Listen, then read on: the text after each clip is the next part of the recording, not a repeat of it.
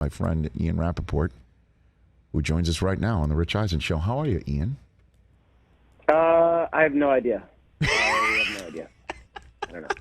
I have no idea. You have no idea how you are or what's going on with Randy Gregory? I know what's going on. There's a lot of things going on. Randy Gregory is, I guess making a decision. I guess this is where it is now. I mean, it sounds like, I know one team was in it very heavy for him that bowed out because they saw emotionally what it was doing to him. You know what I mean? Like this was a tough decision, and it felt like he was going back to the Cowboys. Then his agent Peter Schaefer was on the record, discussing why he was going to the Cowboys, and then he decided not to go to the Cowboys, and the Broncos flipped him.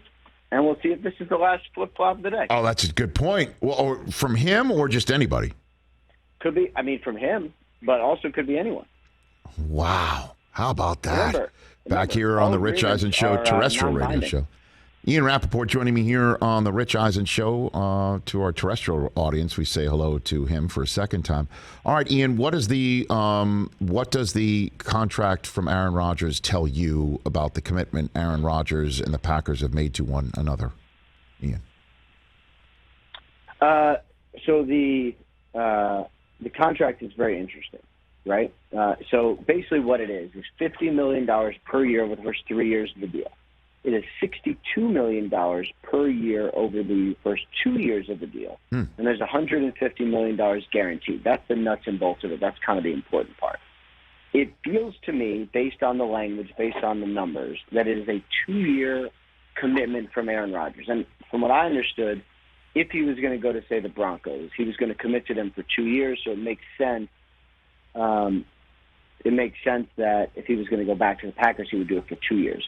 Could also potentially be for 3 years. So, we're not going to be doing this again for Aaron Rodgers next year. We at least have 2 years before we have to do the exact same thing again, which is good because I don't know if I could do this again. I think you got it in you, Ian. I think you got it in you. So the whole idea of the out that he negotiated last year as a backstop from being franchise tagged in a spot he doesn't want to be in anymore.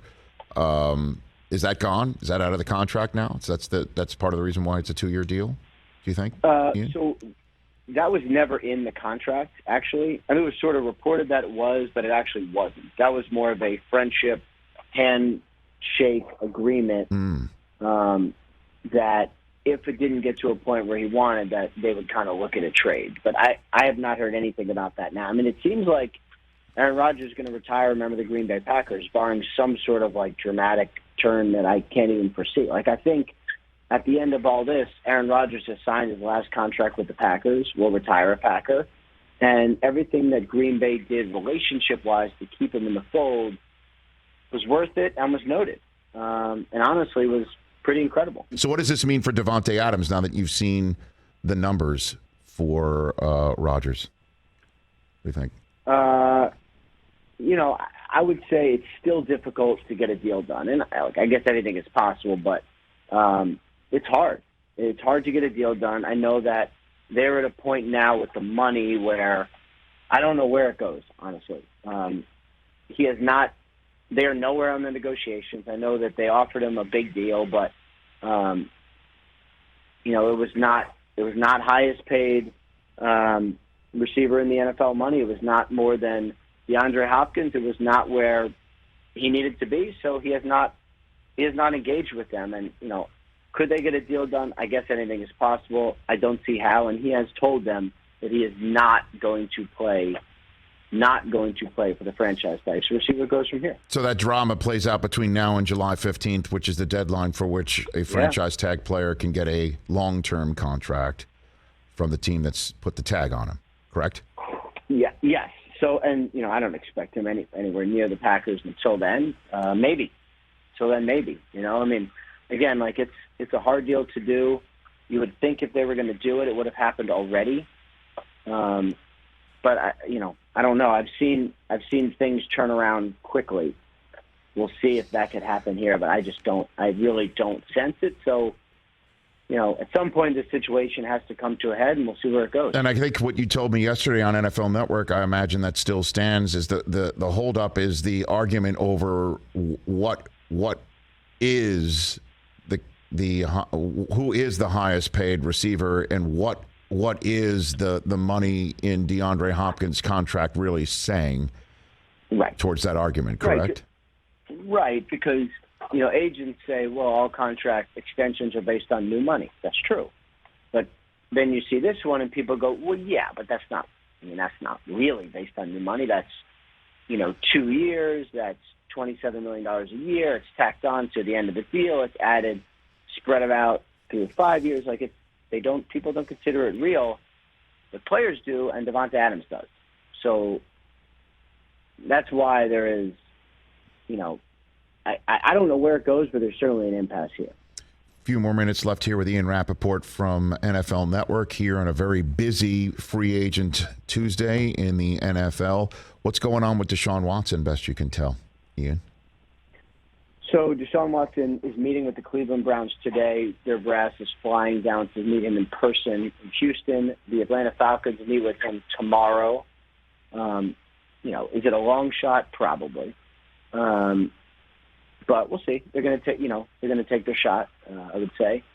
And then he met with the New Orleans Saints and the Carolina Panthers yesterday. And, it seems to me that the Saints are in good position.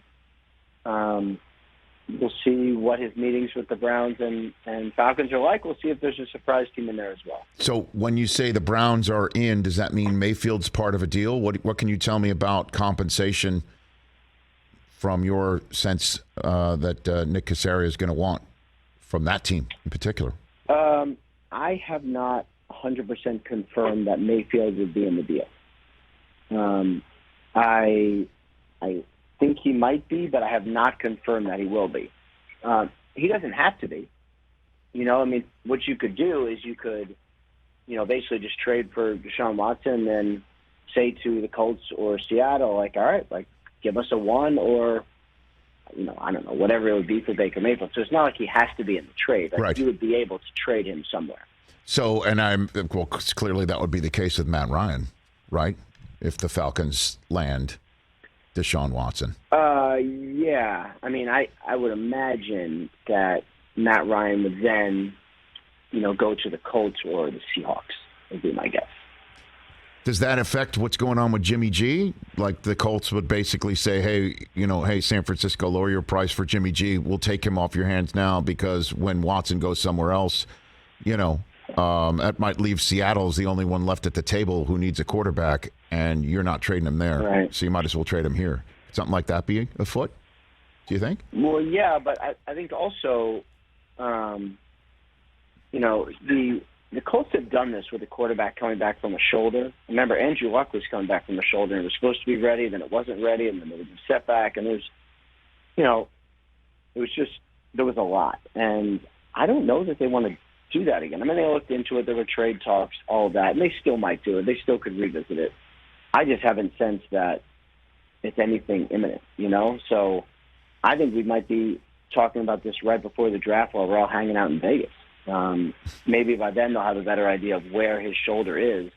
He still won't be throwing, but maybe we'll know a little more. Hey, you watched all the way to the end. Thanks for that. Watch more right here.